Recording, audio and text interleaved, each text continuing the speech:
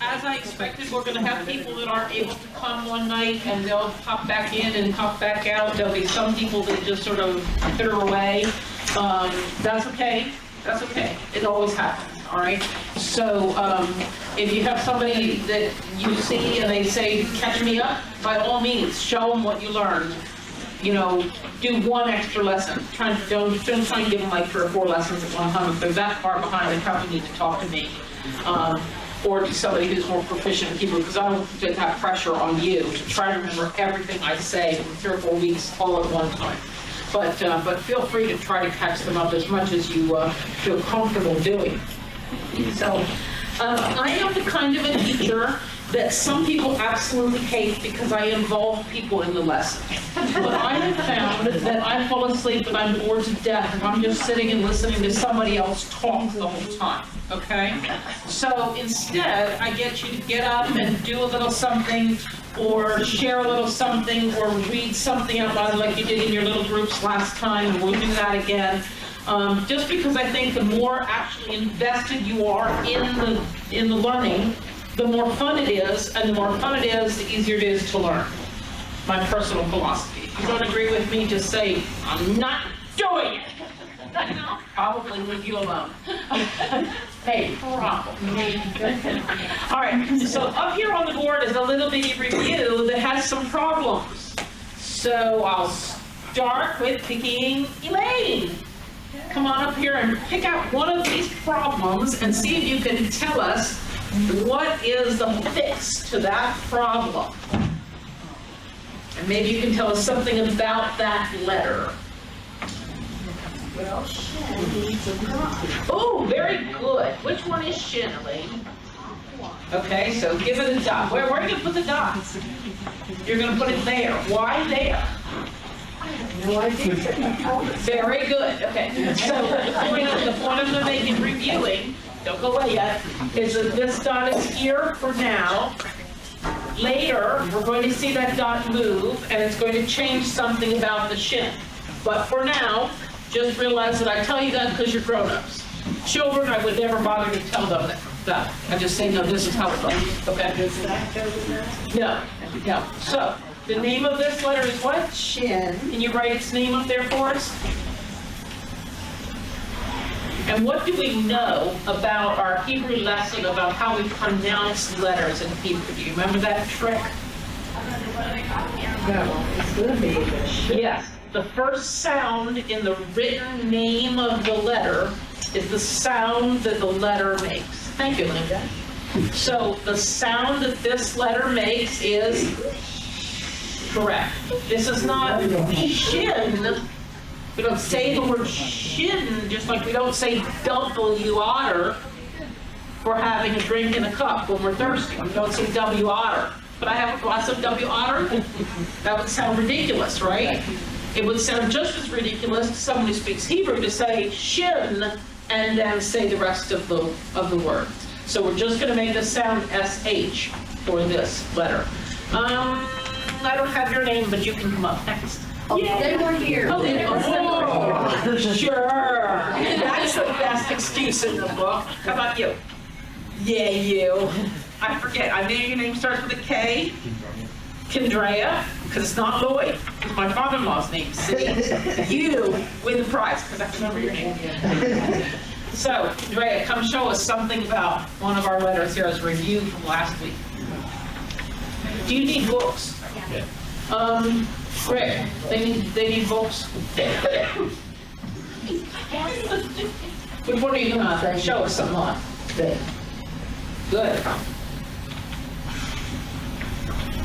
Good. Uh-oh. No. That's right. That's right. Good. You spotted what was wrong with what you're doing. Super good. Yes. Yes. And you went out beyond the end, which is great. Make that a little bigger so they can see it. Good.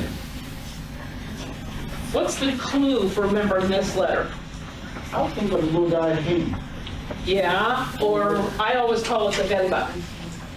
You can call it anything you want that helps you remember. Okay? So, following our rules, Andrea, what's the sound of this letter? But.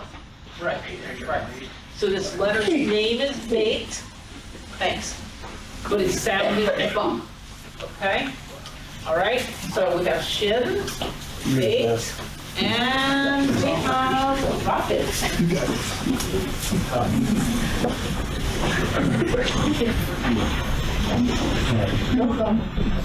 Pick out something to fix us on. Pick out something to fix us on. It might be that you have something to say about this, or this, or this as well. It doesn't just have to be the three letters. If you know something about this, and something about that, or something about that, you can pick any of those four things that we still have to address. Yeah. It's the Yeah. going underneath, and Good. it's the sound. So Yes. this would be sha. Yes. Very good. Okay, so is it only under a shin?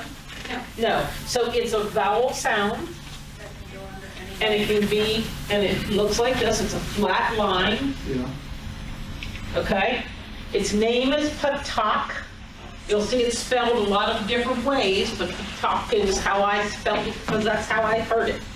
The way I remember it is your physician uses a flat tongue blade. I'm a nurse. Oh, you're stuck with me. So thanks, Robin. So your physician uses a flat tongue blade to make you say, "ah." Okay? All right. So, let's see. Poet. Okay.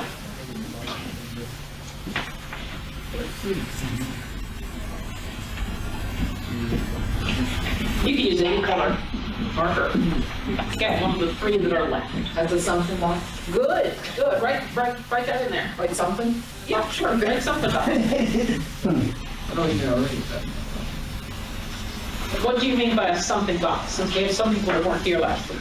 So you could be reading the Hebrew and that could just be something, some Yeah. letter, any letter. So, some letter, any letter might be in that box, but sometimes we just need a no letter at all to say something about the vowel that might be underneath. We need to have something there. Usually in your book, you're going to see them use an aleph because the aleph, we'll later learn, has no sound of its own. But I think that can be confusing because aleph is a letter of the Hebrew alphabet. And to me, that's confusing to stick a letter in that I haven't learned yet and say it doesn't say anything. What? Okay? So instead, I employ a technique that I used with my children when I taught them math and said 2 + 2 = something, or 2 + something = 4. Okay? There's nothing at all in the something box. It just means that it's an empty space because we're talking about something around it or part of it. Usually we're talking about a vowel that's underneath or to the one of the sides or above it. Vowels are everywhere in Hebrew. Oh. Today I was listening to a teacher outside. I currently work at a school for preschoolers 3, 4, and 5 years old, preschool up through kindergarten, as the nurse at the public school. And right outside of my door is a little cubby hole, and she teaches the alphabet individually, like 4 kids at a time. She goes over the alphabet. So all day long I hear her saying A, B, C, D. And I told her, I'm going to go to my Hebrew class. I'm going to tell them they have to say the whole alphabet Hebrew just like you do. And she said, oh, okay, well, that'd be hard. I said, no, the letters, there's less. There's only 22 letters in Hebrew. And so 17 vowels that drive you crazy. Okay, so in Hebrew, and I say this for the benefit of anybody who doesn't remember or somebody who wasn't here last week, we can end up seeing a vowel underneath of a letter. We might see a vowel on the side over here. We might see a vowel on the side over here. And we even see some vowel type markers or sounds that come in over top as well. But don't worry about it. I can see Russell going, but don't worry about it. It all comes together slowly, and it all, don't worry, okay? All right? So, okay, so we have a something box. So now we need another volunteer, maybe Rick. Oh, yeah, I thought I saw him. Yeah, pick me. See, I can read mine. Okay. All right, we're going to do this. Oh, yes, I like it. Okay, and this is what we call a ta. Yes. So this is the letter. Yeah, go ahead, and underline it. Right, good. Okay, so this letter is called a tav. Its name is tav, and holding the same principle, the first sound in the word is the sound that the letter is going to make. We're going to almost always hook it to a vowel and get more of a sound. But sometimes we just have a t sound, or a b sound, or a sh sound. Usually at the end of a word, we don't have a vowel. So consequently, we end a word d. Just like in English, we end the word. Okay, when we pronounce it, thank you, Rick. All right, so now we've looked at all three of the letters that we learned last week. Oh, we need one more. No, you already did something. Russell. Wait. Darlene is your made-up name, right? That's the name I wanted to call you, Darlene, right? That's my name. That is your name, see? I got a real name to come, and then I thought it was the made-up name. No, come on, Darlene. Darling, please, put my please. I gotta get your name to stay in my head. Was I trying to call you Francis last week? Yes. Francis, okay, but you really, Darlene, there you go. Okay, I got the real name coming out by accident. So we got one more thing on this board to look at. Do you remember what it is? We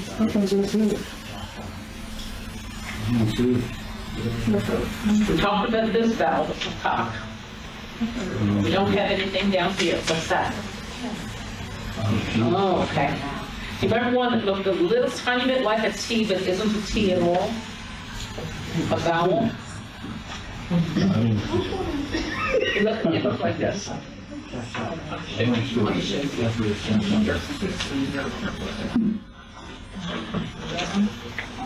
Remember that one?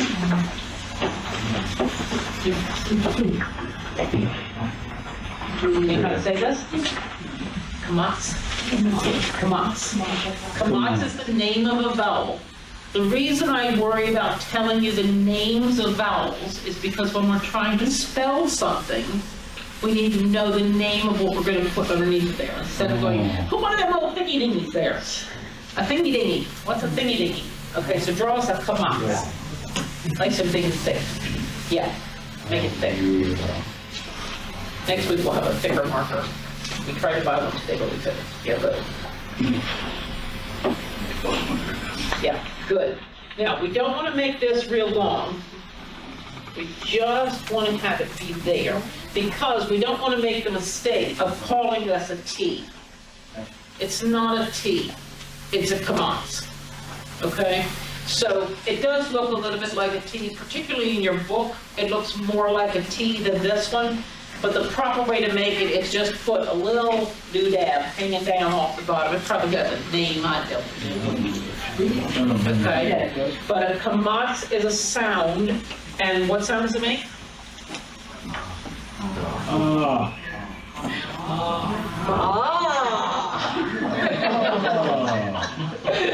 Okay, so now I need one more volunteer. Darlene, pick him.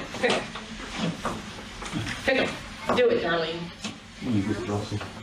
The name right here. What color does she have on? Yeah. Her. Myra. Come here, Myra. You're perfect for this. Perfect. She's perfect for a lot of things. Right, Jerry? Yeah.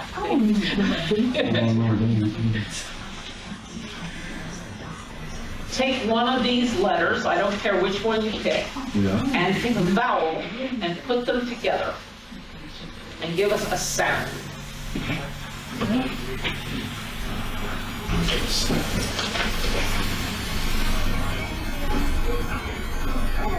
Now what sound have we got? Ta. Here we go. Pick somebody. Ta. Oh! Pick somebody. How about Lewis's sister? Lewis's sister. I didn't know Lewis's name, but now I got that name. What's Lewis's sister's name? Marissa. Marissa. I did meet you last week. Yes. Okay.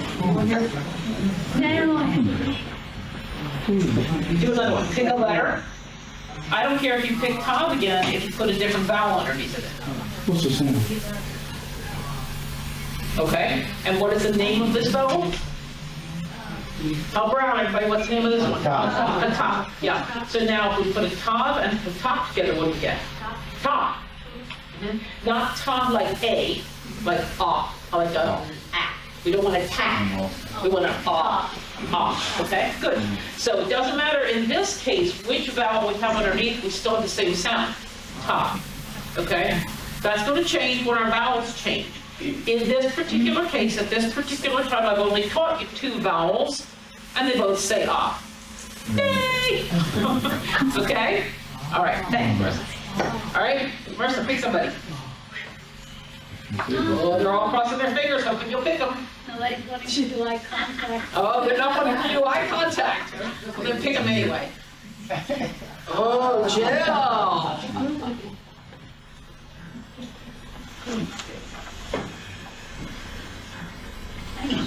Pick something that will effectively go into our something box, but pick either a vape or a shin and give us a vowel underneath of it.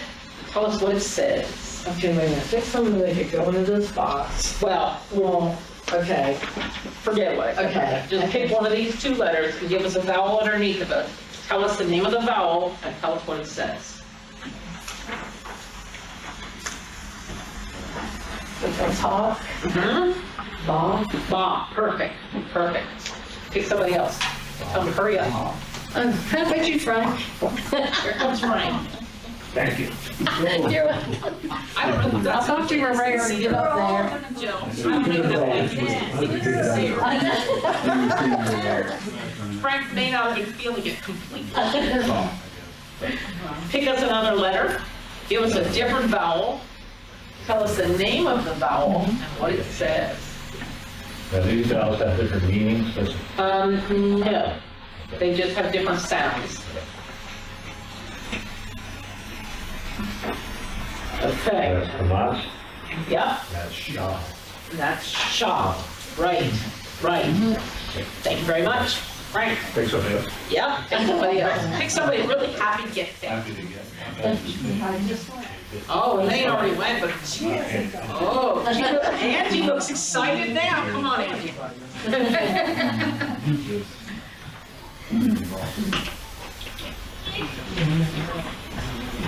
Only have 2 more to do. See what's missing of the whole of them? You can use any color.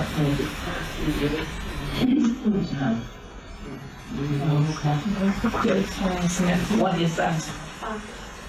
Ba, right, but what's the name of the vowel? Kamatz, yes. So it's a kamatz, goes with the bait, so it's ba. Very, very good. Okay, one more, pick somebody. Lloyd's aching to get up here. He's itching to get up here. know. I can tell he is. The guy on the end down there in the purple shirt. This guy on the end is lost, but Oh, is he? Okay, we'll Yeah. help him. We'll help him. What's the guy in the purple shirt's name? Bill? Bill, okay. All right, Bill, there's only one thing missing from the whole board here. Yeah, there is, So each of our 3 letters gets 2 vowels. Which one is missing a vowel? Yeah. Shin, yeah. The name of that letter is? The name of the letter.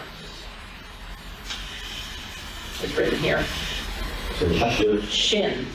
The name of the sound is sh, shit, but the name is shin. right? Okay? So what vowel is missing? We have this kamatz vowel underneath there. Show us the patak vowel. How would we draw a patak vowel underneath there? What would patak look like? Yes, exactly right. Okay, so now put the sound of the letter with the vowel. Sha. Perfect. Perfect. You're not lost anymore, are you? Well, I'm in the back. Well, you're in the back. We can find you. We can find you no matter where you go, Bill. I'm gonna change my shirt. That will do me in. That will do me in. Okay, so let's take these things away because we've mastered them. You're doing very, very well. Did everybody have a chance to do a little bit of reading out of their Hebrew lesson? throughout the week, a little bit at least. Even if it was here when you first got here, and you reviewed a little bit, okay? That'll work for this week and maybe next week. By the time we get to week 3 or week 4, that's a lot to review if you haven't reviewed anything during the week. It's up to you to know your knowledge level, your learning level. If you don't need to review because it's all fairly simple, it's going slowly, it is written on children's level of learning, okay? That's fine, absolutely fine. You get from it what you want to get from it. If you're remembering, that's wonderful, okay? If you're not remembering and you need more help, be sure to say something, okay? All right, so tonight we're going to learn 2 additional letters and no additional vowels. Isn't that encouraging? Myra just started clapping. All right, so 2 additional letters. Let's look on lesson 2. And it says at the top of the page, it says a keyword. Does it say keyword? Yeah. Okay. Keyword. And we're going to learn what that is in just a moment. And we're going to also look at a cool Hebrew word later. Okay, but our first letter that we're going to learn tonight is one that I never have trouble remembering. Because believe it or not, it's a family name in my family. Almost. The way we pronounce it is Dalet. In my family, many people are named Dalet. How am I spelling it? D-A-L-E-T? Yes. Yeah. In my family, I always put 2 L's. And that's how we get Dalet in my family. I have absolutely no idea if there's any connection to Hebrew in my family. There's no indication that there is. It's all Irish. Irish and British. But this is the name of the letter is Dalet. The little trick that we learned to pronounce it is what? The first sound at the beginning is the sound that the letter makes. So that tells us this letter is going to make a what sound? Not da, because it might be D. And when we learn another vowel, it might be D, or do, or do, okay? So don't say da as the letter sound, it's just D. So if we come to this at the end of a word, the word's going to end D. Okay? Unless it has a vowel with it, which is going to tell us that it's going to say something else. But for right now, it's just a duh. Yeah. Tina, do you remember the little trick that we used to remember this one? Do you remember the little trick about this part right up here? The door hanging. When you look at a door, and the thing of a swinging door in a kitchen, there's a part here, you know, it's the swinging part. So it looks sort of like the hinge of a door. Go with me. It looks like a hinge of a door, doesn't it? Okay. So, everybody can see that. Sure. You'll see a lot of stylization to writing a Dalet. You'll see it in your book. You'll see it especially as you start to look up things on the internet. There's all kinds of fancy ways to do it. I want to just point out that does not look like that. That's a different letter. Okay? We're not learning that letter tonight. But it doesn't look like that. It looks like this. It has a straight line. Okay? All right? So Dalet says duh. If I said now, what's it say? Da. Now what's it say? Da. Good. What if I do?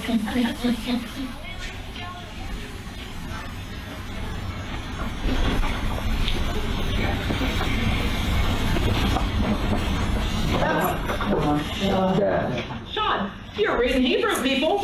You're reading Hebrew. Doesn't have to mean anything yet. I'm just reading sounds, okay? We're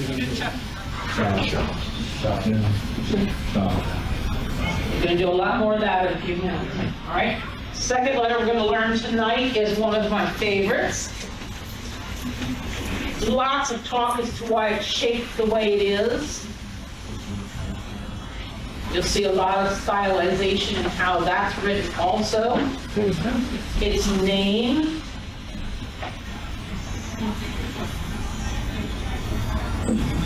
Is Gimel. Gimel. Usually using the trick that we've learned, what sound is it going to have? Yeah. Okay.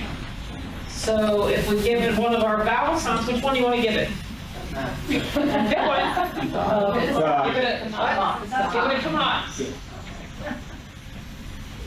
Now what's it say? God. What about if we just put a talk underneath of it? God. That's a brilliant, absolutely. Some people say that, like this looks like a door hinge. Some people say, really, this is a little long. Okay. Some people say it's a camel. Giraffe. There's a reason they say that, don't worry about it. I think it looks more like a giraffe. Some people say it's a going. Whatever makes you remember it is absolutely fine. It can be a guy camel going to see a giraffe. I don't care. Yeah, Robin. Question. Over here, it looks like it has a tent at the bottom. Over here, it's more straight. Oh, that's just how I have it to draw it. Okay, so it doesn't matter. Is No, that another letter? no, that won't confuse it with another letter. It will pretty unique unto itself. But that's a good point. If you ever see that, don't hesitate to ask me that because I can write like that and and just be screwing around with it, you know, and not writing very clearly. So, Question. yeah. Since the accent's usually on the second, why isn't it the next? Well, I don't know if in pronouncing the name of the letter, if anybody ever does pronounce it Gimel. I learned it as Gimel. I've only ever heard it pronounced as Gimel, but I wouldn't put my hand on the Bible and say it's always pronounced Gimel. And the accent is on the second, third, or fourth syllable usually, so I don't know an answer to that. That's a good question.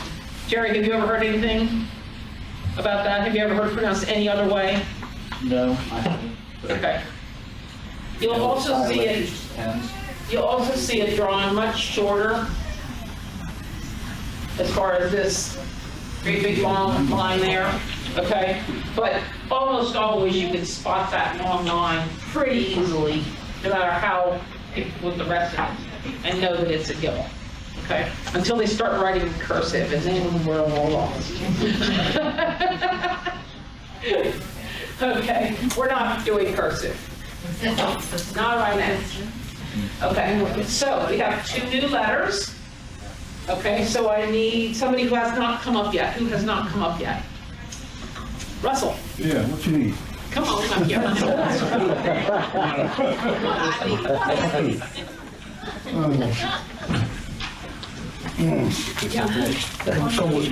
we get up to where we have the line, it doesn't show it going like this, it shows it straight.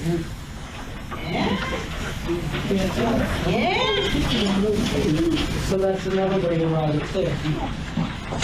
Oh, it's straight, but the back one goes straight. Like it's going right. Oh, okay, it just sticks a leg out. Yes, it could, yeah, what Carol was showing us, it would also look like this, like this, straight down, and then give them a leg going out like that. Okay? So you can end up with an V shape, or you can end up with a V shape slightly off to the side. Both are okay. And just like I said, there's a lot of stylization to how you'll see things written. Okay.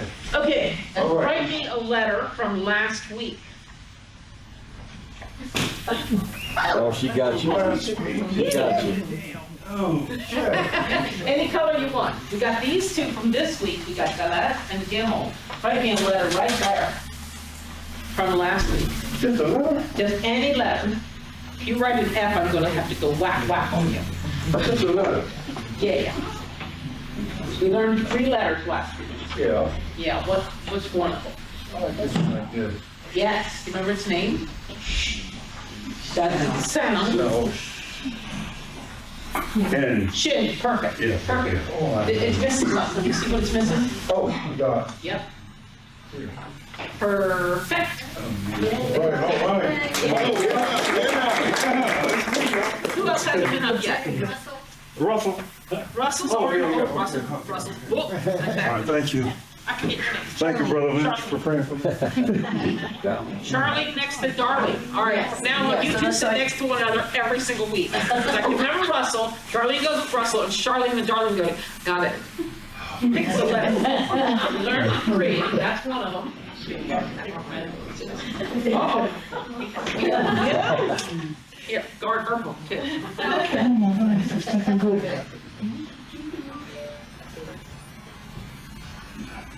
Good. What is its name? It's tough. Todd. What sound does it make? Exactly. Now, I would correct this just a little bit. It's too curly. Well, it could be a little curly because that's a stylized thing, okay? But it does need to come down as long as the other one, okay? Because you don't want to get it too short here, okay?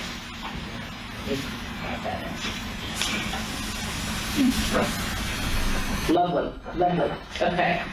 So this is Shin and Ta. We need one more letter. Charlie, pick somebody. Who else hasn't been up yet? Everybody might not get their chance. I'm so sorry. Oh, With the Salisbury University? No, she doesn't. She said no. And we'll let her get away with that. That lady in the blue shirt. Lady in the blue shirt. Lady in the blue shirt is shy. She's really super shy, but I'll help her. I can do it Come on again. here. I can do it Come on, again. Cynthia, I'll help you. Come on, I can do it Cynthia, I'll again, help you. No, Cynthia can do it. Come on, Cynthia, I'll help you. I'll help you. Come on. Come on, Cynthia. Come on. Come on, Cynthia. Cindy's shy, but she can do it. Come on. She wants Pam to do it for her. Come on, Cindy. I'll help you, Pam. All right, pick somebody else, Cindy. Myra's already been up. Myra's already been up. Pick somebody else. Cindy, pick somebody else. I can do it again. Bob having a. Who? Bob. Where's Bob? Bob. Oh, Bob. Beekeeper Bob. What about Dale? What was that? Oh, yeah. Bob, write the names of these two letters. Oh. The names, Oh, he said something. so you could read them?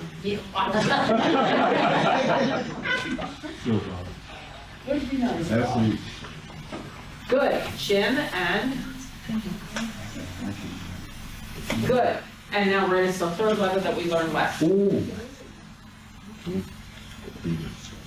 Okay? One thing is missing. It needs a little bit of a tail sticking out this side. Yep. Perfect. And what's its name? Bet. Yeah. Or bait. And what sound does it make? Buck. Okay. Good. Bah. But not ball. Thank you. Okay. So now we've got 5 letters. So let's look in our book. Okay?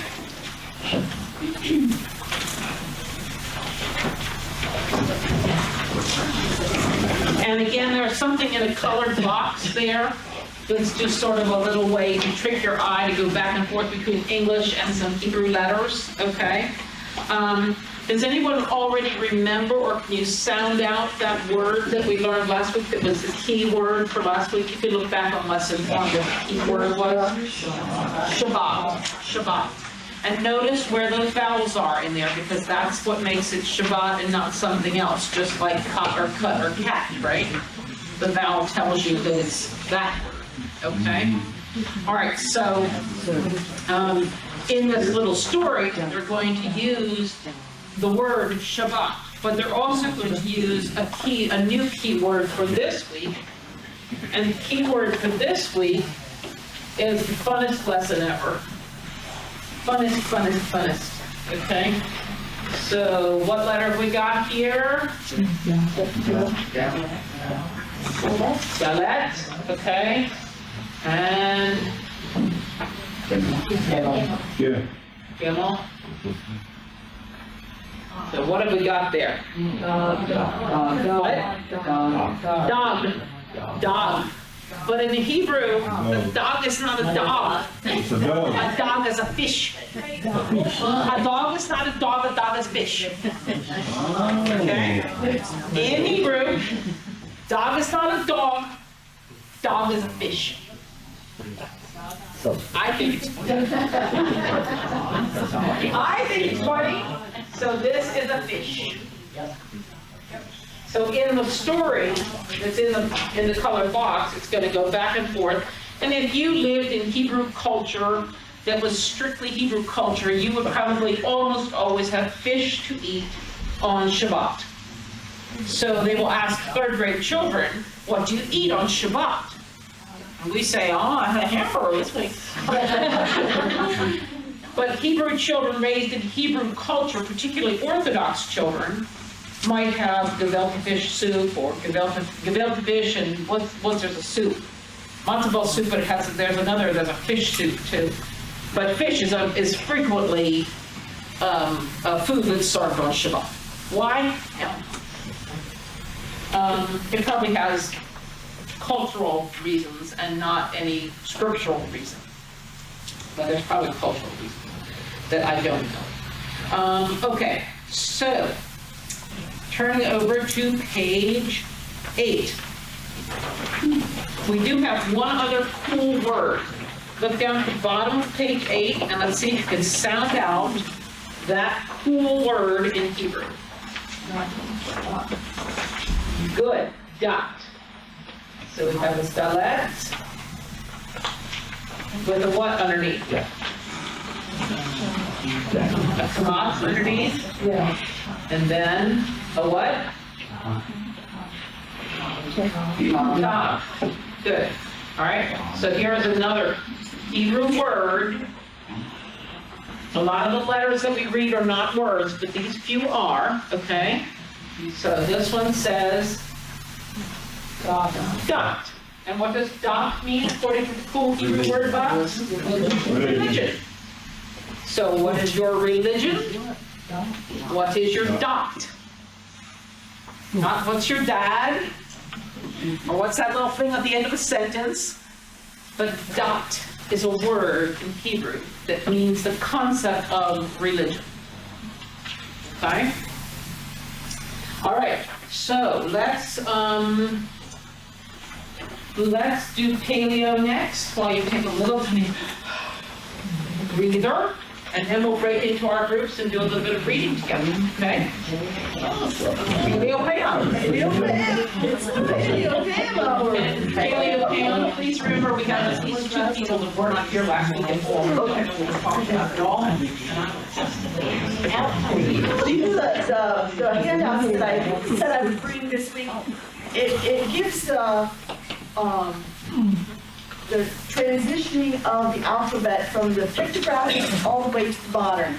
They will look a little bit different and as you go through, but they're basically the same, and basically the same thing is the same. Why do we do pictographs?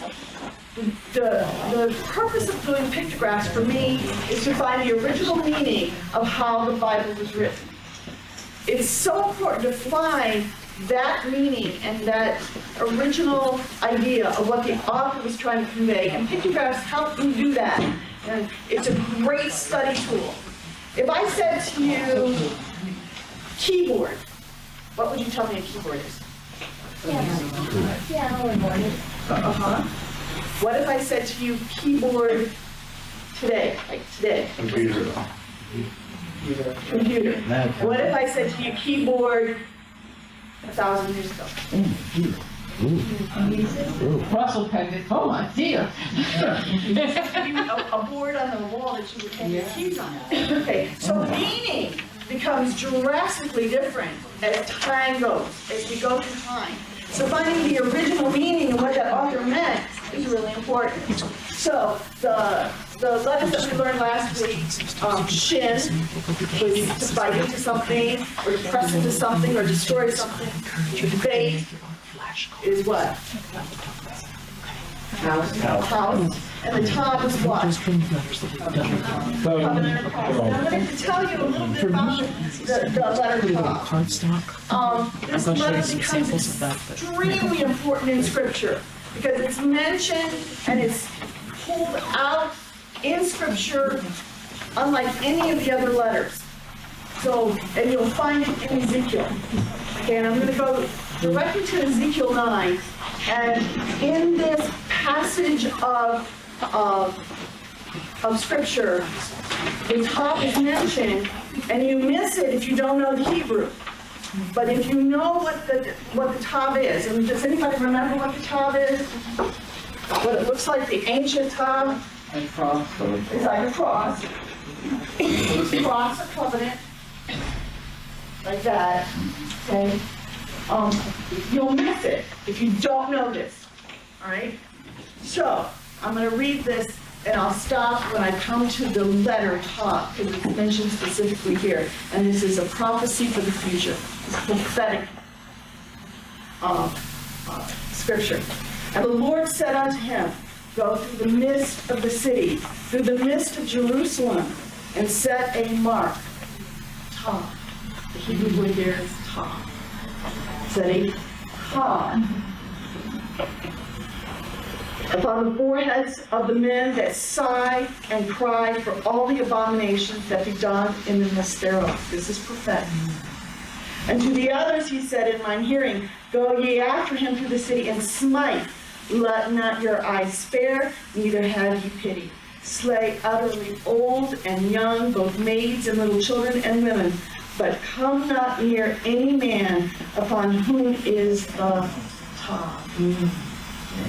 Ooh, isn't that awesome? Isn't that cool? And now you know what the author is trying to convey. You know the mark. Okay, it's the Tav, the ancient Tav. And this letter stayed the same throughout the millennium until the crucifixion and resurrection of Messiah. Any more for these different I don't know. I think there's a different word for that. But the word that's used there is Tav, specifically Tav. The letter is singled out itself. We'll try and look that up and see what it says. I don't think it is. So, I think this is the mark. okay. So the new letters that we have the new letters. We have the letter. And Joni sort of hinted to it earlier. It means what? It looks like a what? A door. That's exactly what it is. It's actually the tent flap of the door. And if you go back this is 2,000 years old. If you go back to 2,700 years old, it's going to look like this. It looks like the tent flap that goes back and forth in the tent, in the bedroom tent. And then if you go back 1,000 to 1,500 years before the birth of Messiah, before the birth of Yeshua, you'll find it'll look like this. That can change a little bit, but basically it's the same. And it means to go back and forth. We have the Hebrew word here, dot, which is fish. So, the dot has something that goes back and forth. Right? The gimel. So, this particular letter means to walk. It means like the way. It means to set foot on, to gather, all right? It used to look like an upside down foot, but in the beginning of the paleo, at 3,000 years old, it looked like this, 3,500 years old, right in through there. It's pretty easy to spot when you're looking at original. Right. As you come later in time and closer to our time, the letters transform and the meaning is lost. And that's why these meanings are really important. So a fish is what? It's the foot that goes back and forth. And it swims. It's the swim. It uses its foot. Now the foot is really important. To walk, Yeshua said, I am the way, the truth, and the life. To go, his heel was bruised, but it wasn't broken. Right. When you walk on the way, the first thing that goes down is what? Yeah. So, this word here, getting back to the fish is something where the foot goes back and forth. The foot of the fish is the tail that goes back and forth as it goes through the water.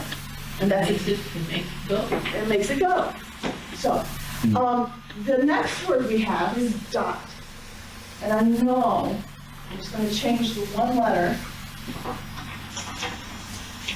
And do the modern, I'm trying to make these dark. I ordered some real thick markers so that you guys go back and see it, but they're not in yet. This is the top. It's never really changed. It's even, it may actually sometimes look like this. That's actually where we got the term. It actually means like marks a spot. It's marking the spot. That's where you got that term X marks the spot. It comes directly from the top. It also, Zach, when you have people who are illiterate and you ask them to make their mark upon the paper, they are placing their covenant on the paper. They can make a squiggle, they can make a circle, but we've always asked them to make an X. It's really not an X, it's really a tav, and it's their covenant to keep as their name would be on a contract, which I thought was a pretty cool thing. Yeah. So, dot, which is religion, is the door of the covenant. That's true religion. That's true religion. True religion, not a denomination down the street. True religion is the door that goes through the covenant. It goes back and forth. Enter and through. Okay? And that's how, for those of you that were not here last week, every single Hebrew word, you can dissect it with the letters and it will give you the meaning of the word that's there. So you don't need a Webster Concordance, Illustrated Dictionary, Google, Rabbi Google on your phone thing. It's all built into the 22 letters of the Hebrew alphabet that makes it the most fascinating language, but also it's a major miracle of mankind, because without it, without the alphabet, the 22 letters, Moses could not have written the Torah in hieroglyphics. He could not have. It would have been miles and miles and miles and miles long. I think it's really fun too, is as you discover a word in Hebrew, say, whatever word you've heard, maybe your pastor has shared a word or something, you can take that word, and with the paper in front of you that Pam passed out to you tonight, you can look at each letter and say, okay, it could mean this, this, or this, because there might be several choices. It could mean this, this, and this, and this one could mean this, this, and this, and this one only means that. And start putting it together, and see if you can figure out a sentence. And you can tell Pam, is this what this means? And she'll say yes or no. She'll guide you and show you. I've done it to her how many times? I don't know. Pam, is this what that means? So, this is door, and it really means a door or a chin flap that can move passageway.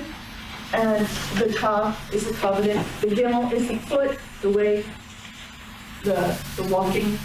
And it can also mean to gather as well, too. So, you'll see the transformation of alphabet as it becomes older and older, and it has had Phoenician influence, the Assyrian influence, the Greek influence, the Roman influence, the Ugaritic influence. Back in the 30s, there was a major find in Israel, North Israel, and it was a town called Ugartik. And Ugartik, they found tons and tons and tons of city documents, all written in it, almost like a cuneiform alphabet there. But they were able to decipher every single bit of it because it matched the Jew perfectly. So there are influences from the pagan cultures that were surrounding them when they came into the land, but there were even this alphabet, the origins of this alphabet were greatly influenced by the hieroglyphics of the Egyptians. The IN is a lot like, it means to see it, it looks like the Paul Sinai. So it was influenced by them, but I believe the Father prepared the hieroglyphics so that the alphabet would come into formation. That's my personal belief. So, two words that give its own meaning in its letter. And now you know what Ezekiel 9 says. So I think that's just really good. The first Tav, by the way, the first Tav in Scripture, I'm not one for Bible codes. I'm not a real big interest in it. But every single, if you start at the first Tav in Genesis 1:1, and there is one there, and we'll get to that later. I will teach you about that later. Yeah. If you start at that Tav there, and you go every 50th letter, it spells out the word Torah in the book of Genesis. If you go to Exodus, you start with the first Tav. It spells out, in every 50th letter, it spells out the word Torah. So explain that one. Skip numbers. I think you're gonna have to go right there. She's a perfect guy. Comes up with something like that. If you go to Numbers, it also does the same thing. I'm sorry, Leviticus, skip Leviticus, go to Numbers. The first Tav going backwards, it spells out Torah. Okay, so it spells Torah out backwards, and in Deuteronomy, it spells Torah backwards. So they point to Leviticus, which is the law. So it's pretty. Wow. Explain that one. Yeah. So, and in the book of Leviticus, every Yud Hey Vav Hey, the tetragrammaton in the name of God, it spells out Yud Hey Vav Hey. So, Okay, now you're getting confused. that's another lesson. But the Tav is extremely important. It's a part of the Aleph Tav, or the Alpha and Omega. And Yeshua never said Alpha and Omega. Never said that. It's like, I'm the Aleph Tav. So, anyway, I love it. Any questions? Thank you, yeah. Have a question? Yep, okay. I want to show you just a couple little reference tools, and then we're going to do something else. Over the years, I just keep my eye for nifty little things, okay? So Dover little activity books, you'll see these in bookstores, a lot of places. You can order them online. This is a Hebrew alphabet coloring book, and you can just color each letter, and just those kinds of things are just fun things to do. The more you see it, the more you play with it, the more you involve yourself with it, the easier it becomes to recognize and to learn a little bit. Somewhere along the line, I picked up a Hebrew phrase book for travelers. You can practice little things. These are not expensive tools that are sort of fun to play with, that tells you how to say it. And you remember last week I told you about that it's not a very good idea to do what's called transliteration, where you write it in English sounds. This book knows that you speak English and you're going to travel to go to Israel. And you need to know how to say, in English, you need to make those English sounds. So this transliterates the Hebrew. So no, you're not going to really learn Hebrew by using it, but you might learn how to pronounce it if you're not sure. So that's kind of a fun little tool. Have you heard of the Usborne Book Company? The Usborne Book Company is very popular. I'm a homeschooler from way back, and it's a very popular publishing company from the UK. And they do my first 1,000 words in English. They do my first 1,000 words in German and Spanish and Ukrainian probably, but they do one in Hebrew. So this has a lot of very small writing. It does have vowels, and it's not going to pronounce it for you. You're going to have to work on it to remember how to say that letter. So until you have all the letters, you really can't do a whole lot with this. But it might be something that would be fun. There's Many times in old bookstores, there's a children's book in Hebrew. I always keep my eye out for it. If a children's songbook, baby's first songbook in Hebrew, nobody else is buying it, I'll buy it. You know? In the grocery store or online or in bookstores, this is by Zondervan, a popular publishing company, and it's just a key to remembering all kinds of grammatical things in Hebrew. Do you need that yet? No, but it might be interesting to take a look at. You're welcome to look at any of these things. So that I don't forget, I brought a present for 6 of you. Ooh, 6 of you. Who shall I pick? I shall pick Jill first. Pick one, Jill. Blue, okay. There you go. What letter is that? Is that a foot? There you go, she's doing her makeup. Camera. Dalet. Okay. Somebody from this row. I need somebody who can make cookies. Who can make cookies? Who's a cookie maker? I don't care if you roll it out of Pillsbury rolled up dough. Absolutely no cookie maker? Are you a cookie maker? All you have to do is make 1 dozen cookies. 1 dozen cookies. No. All right, pick it for Jay. Pick it for Jay. What letter is it? No, yeah, no, yes. Shin, yes. I need a cookie baker. There's a cookie maker in there. That's good. What'd you get? Hello? It's a new one. Yes. It's a new one. It's the Gimel? Gimel? Good. Okay, Gimel. 1 dozen Gimmels next week. Okay, who else? Did you ever hear me? Hey, 1 dozen Gimmels. What you got there? Yep. That's fine. Look at you. Absolutely. Reference. You can use your reference charts.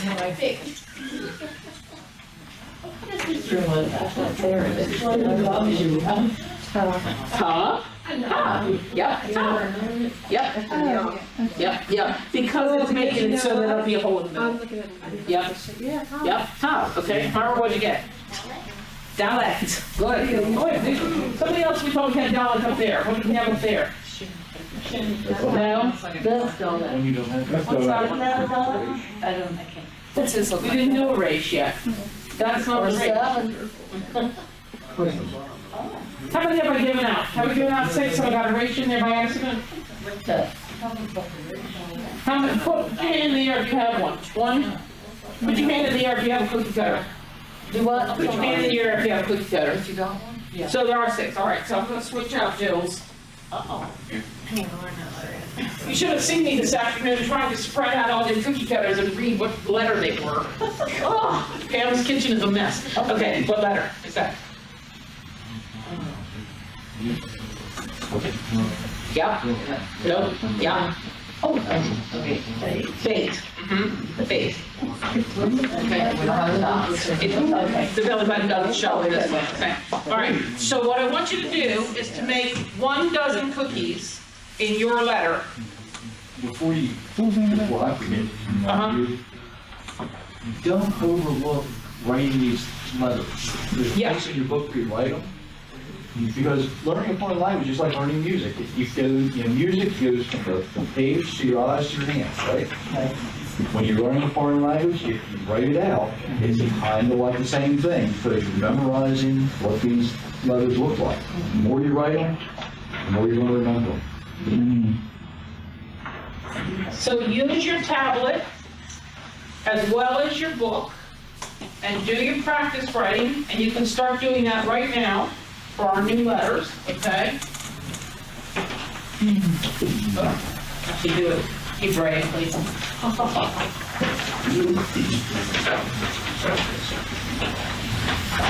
We'll mix it up.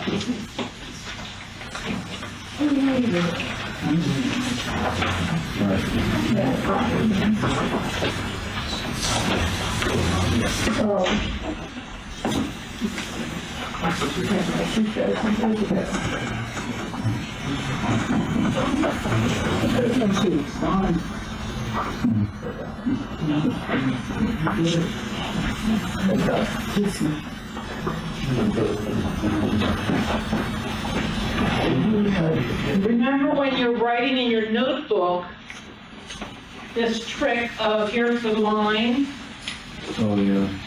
and here's the other line. And when we practice English writing, in American writing or English writing, I used to call this for my children, I would call this the ground. Remember that trick? And this was the sky, you know? And I would say that one's gonna sink below the ground, you know? And this one's gonna go all the way to the sky, things like that. That's not how we do it in Hebrew. Okay? Because in the American alphabet, our vowels are built right into the word. You know? So if we write a word in American alphabet, we have a vowel, it's right inside the word. In Hebrew, that's not true. When we write Shabbat, somebody correct me on my vowels. It's this one, Hamas and then Hakam, is that right? Look in your book on week one or keyboard for week one. Did I write the vowels correctly? Okay, so you have to have room for that vowel. So if you have two lines like this, Yeah. and you write your shin down here, and then you're going to try and write this underneath of it, Oh, it's going to be very, very difficult. yeah, exactly. You gotta reverse it backwards.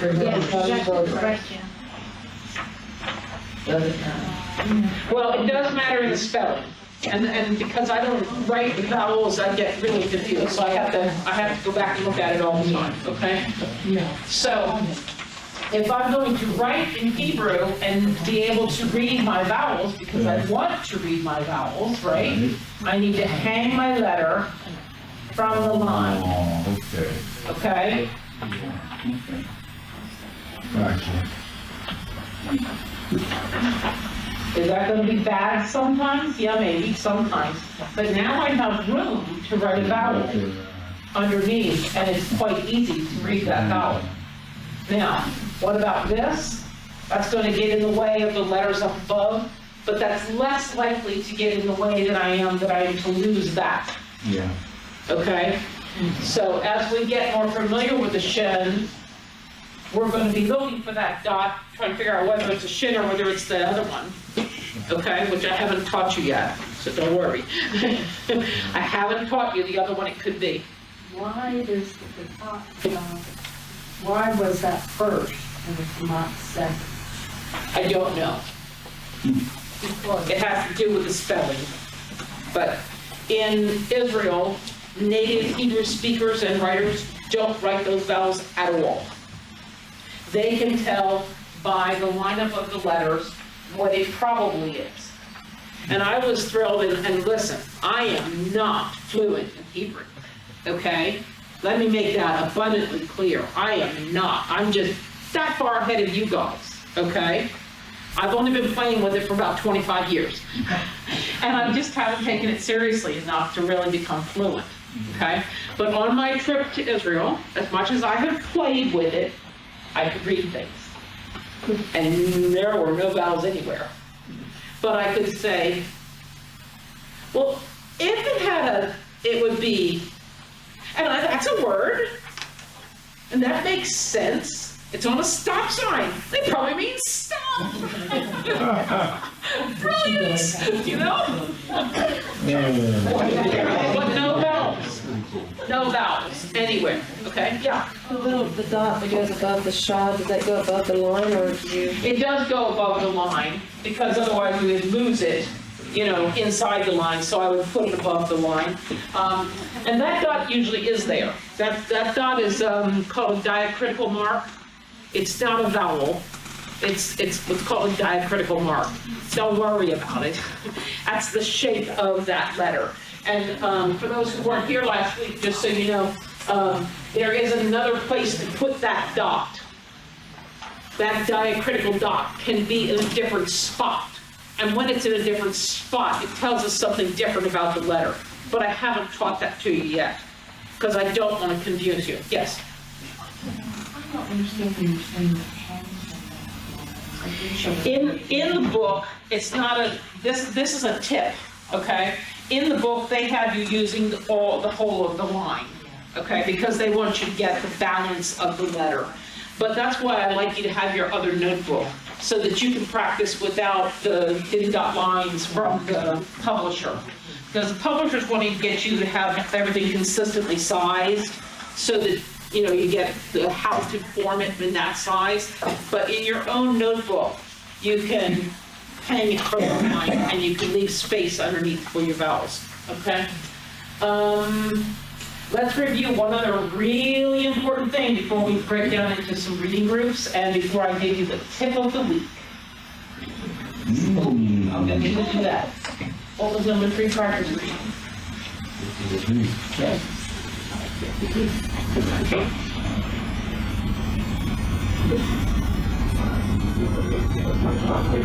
Okay. Tip of the week. When we have a word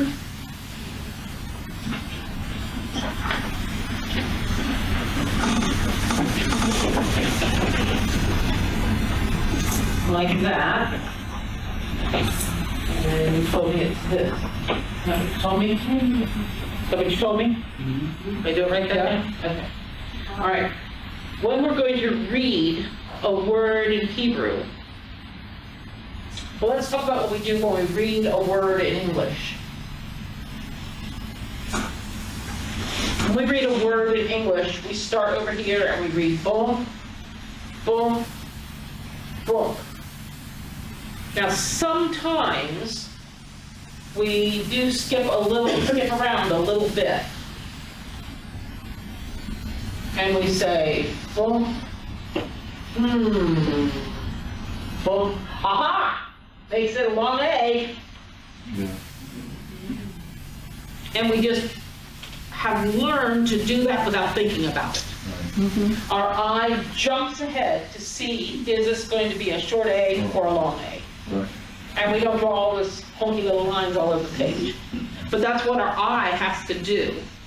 So as I'm listening to these kindergartners first beginning to sound out letters, they have to do all that calculation in their brain. And we're right on that level right now. First, we have to recognize it. Then we have to learn how to draw it. We have to remember the sound of it. Oh, it's so difficult. But it is exactly what everybody does when they learn a new language, okay? So in Hebrew, we have to learn the pattern of moving through the word, okay? So the pattern to moving through a word in Hebrew, do a different color.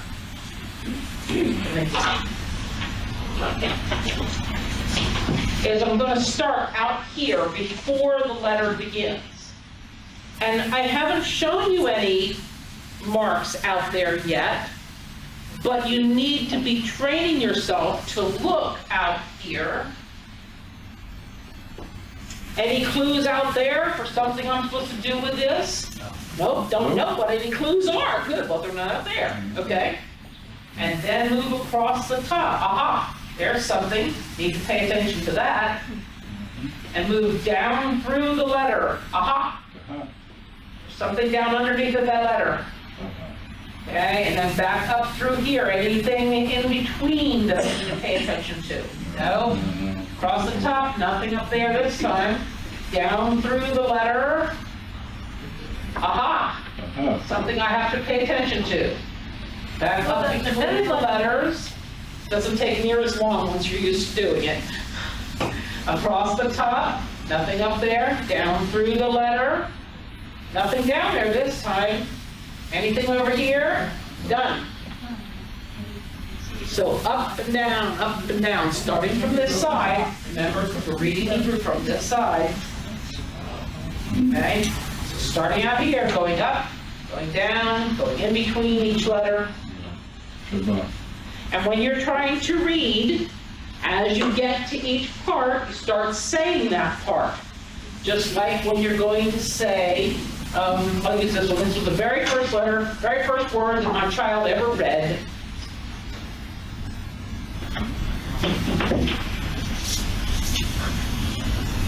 Start making this letter and keep making it till you get to that letter. Man. Now smush it together. Man, man, man, man, man, man. We're going to do the same thing with Hebrew. We start saying the letter that we know. We get down here, we start making that sound, blending those two together while we're working our way through.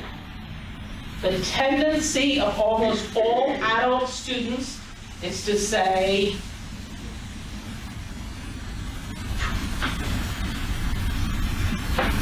shh.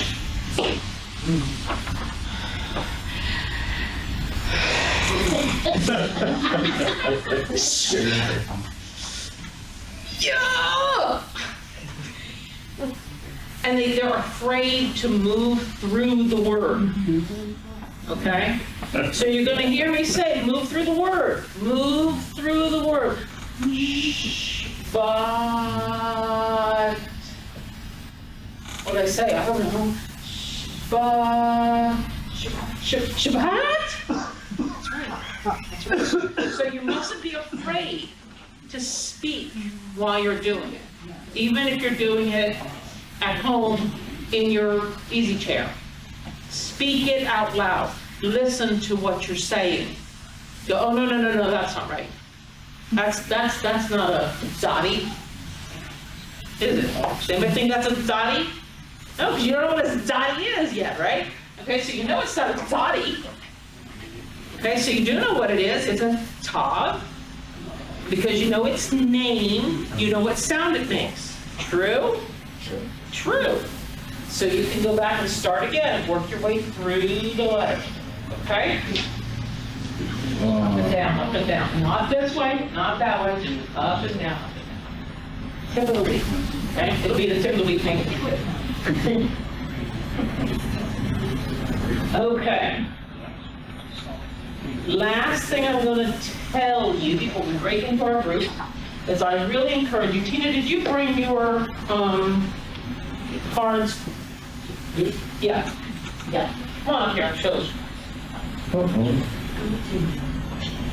Tina really wanted to remember her letters, and so we talked about doing some flashcards. So she and her husband Jay made their own set of flashcards. So they did them, what did you want, 3x5 cards? Yeah.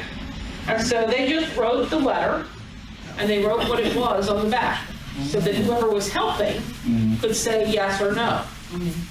I highly encourage you to make your own flashcards. I highly discourage you from going out and buying a set of flashcards. Because just like Jerry said, the more you participate in writing it for yourself, the more it will cement into your mind. So as you make each letter, pick us out a letter there. That's a letter. See if you know what it is.